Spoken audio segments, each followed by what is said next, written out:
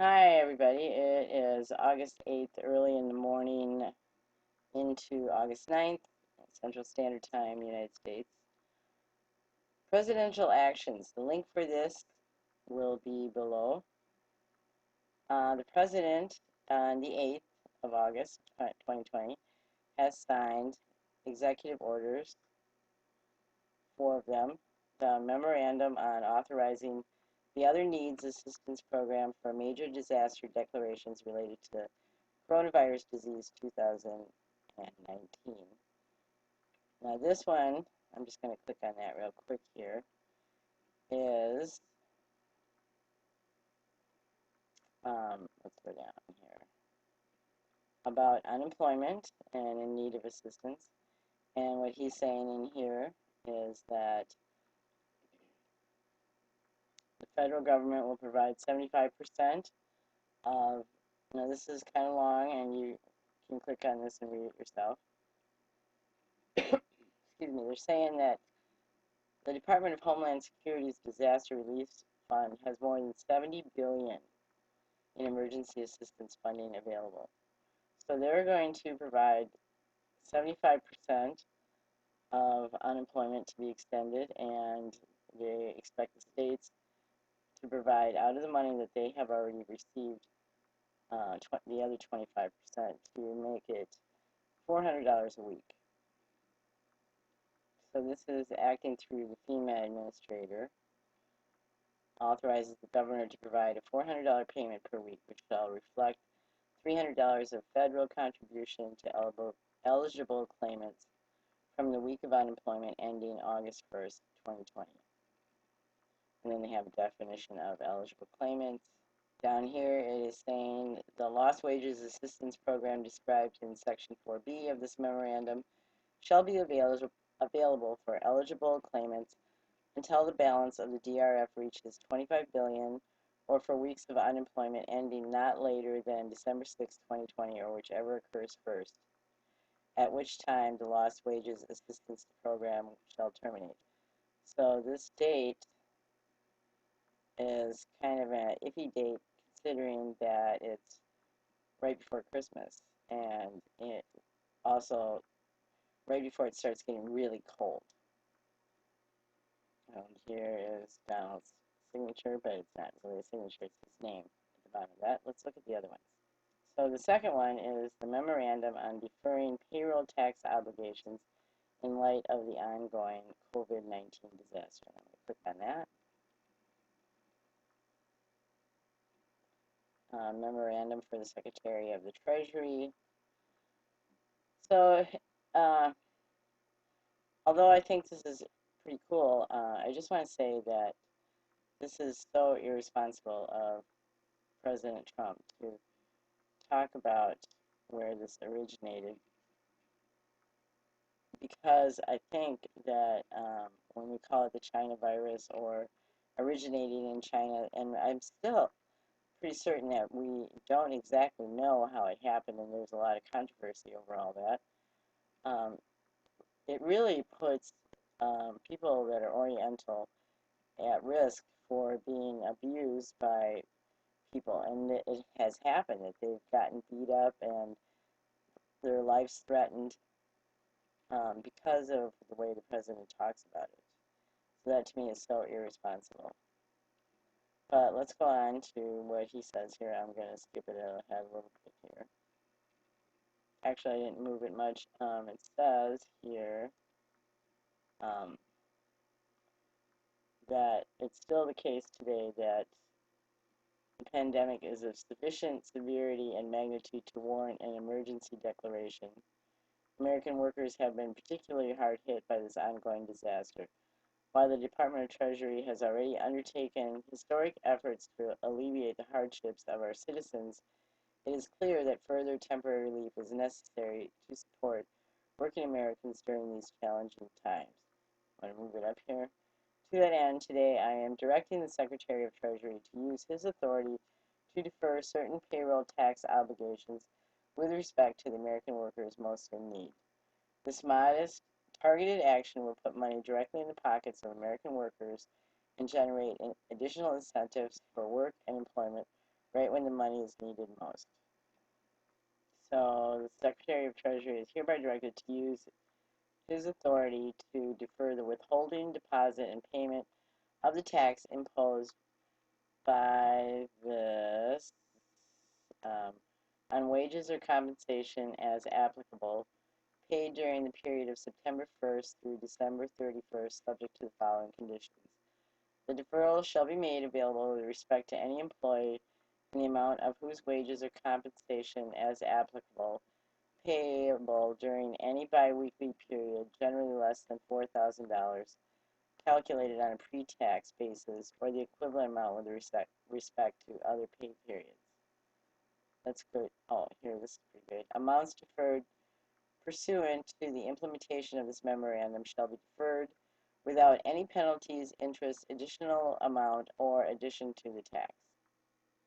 So there's his name on the bottom of that. And I just want to answer a question that I'm sure a lot of you want to ask. Now, the question is, I'm thinking that you're thinking, is this going to affect Social Security? And here, if you look at your wage stub, you'll see a section called FICA taxes. Okay, now I want you to see on here, and the link will be below, that money goes to the government in the form of payroll taxes. There are several different types of payroll taxes, including unemployment taxes, income taxes, and FICA taxes. Two types of taxes fall under the category of FICA taxes: Medicare taxes and Social Security taxes. Paying FICA taxes is mandatory for most employees and employers under the Federal Insurance Contributions Act of 1935. The funds are used to pay both Social Security and Medicare. So it's the FICA part of your wages.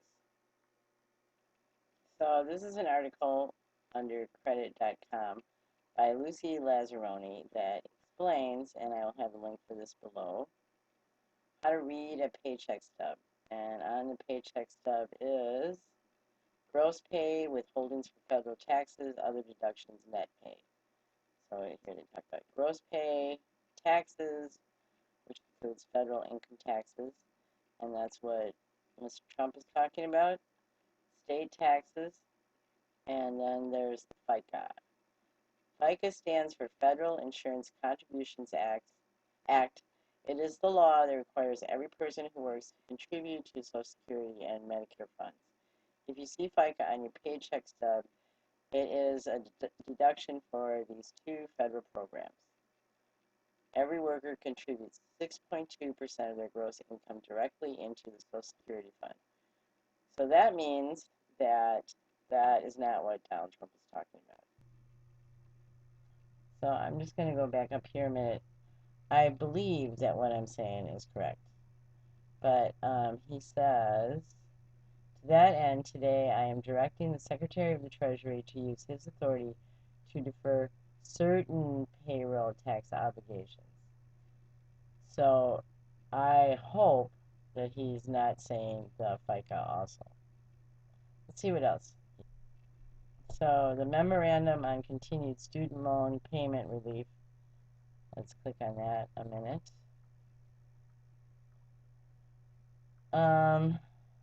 So he's saying,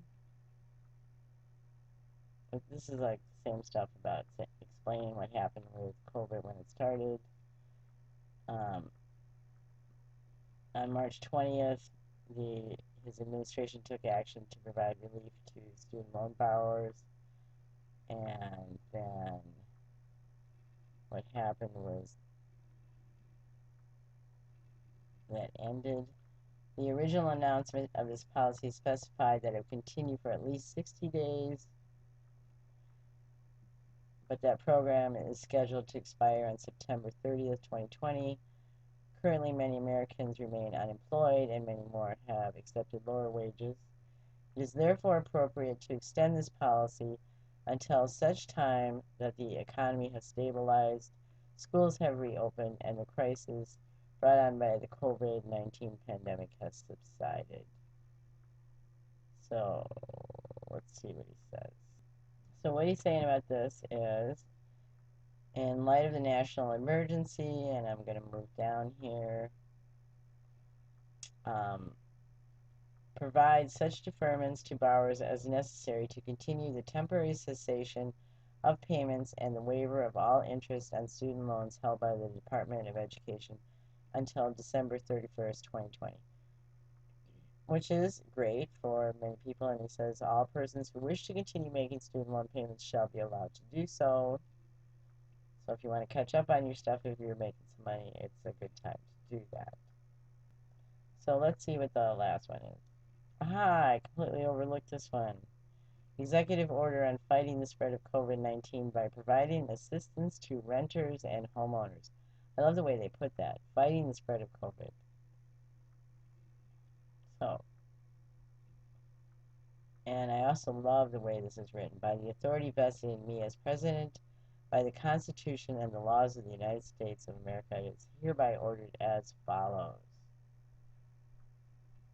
As we have since January 2020, with proactive decision to limit travel from China and the passage of 3 massive economic relief packages, my administration will take whatever steps are necessary to reduce the spread of COVID-19 and maintain economic prosperity. So this one is written actually very interesting.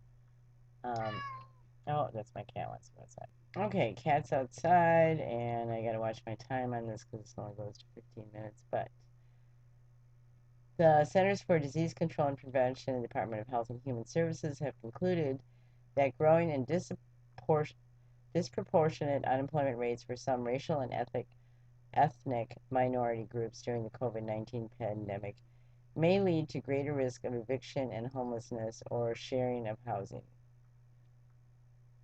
This trend is concerning for many reasons, including that homeless shelters have proven to be particularly susceptible to the outbreaks. CDC has observed that homelessness poses multiple challenges that can exacerbate and amplify the spread of COVID-19. Homeless shelters are often crowded, making social distancing difficult. Many persons experiencing homelessness are older or have underlying medical conditions, placing them at higher risk for severe COVID-19 associated illness. Yes, that is true, and this is cool. Increased sharing of housing is also potentially problematic to the extent it results in increased person-to-person interactions between older, higher-risk individuals and the younger relatives or friends. My administration has taken bold steps to help renters and homeowners have safe and secure places to call home during the COVID-19 crisis. In my opinion, this is actually fantastic. In addition, evictions tend to disproportionately affect minorities, particularly African Americans and Latinos. Unlike the Congress, I cannot sit idly, and of course he has to add that, and refuse to assist vulnerable Americans in need. So then down here, he's saying he's taking lawful measures to prevent residential evictions and foreclosures. And let's go down here farther because he's talking about helping those. Such action may include encouraging, providing assistance to public housing authorities, affordable housing owners, landlords, and recipients of federal grant funds in minimizing evictions and foreclosures. So he's talking about helping the landlord. And here it says, in consultation with the Secretary of Treasury, the Director of FHFH shall review all existing authorities and resources that may be used to prevent evictions and foreclosures for renters and homeowners resulting from hardships caused by COVID-19. So this is great because he's saying that rather than put people on the street where they could spread the disease more, let's keep them safe and keep the rest of us safe. So I'm going to go back to the main. I realize this is kind of boring, but actually it's fantastic news. So I just watched a video with this lady, Lynn Richardson. Her videos are great. They tell you about starting your own business. The link will be below. I got so excited when I listened to her. Everybody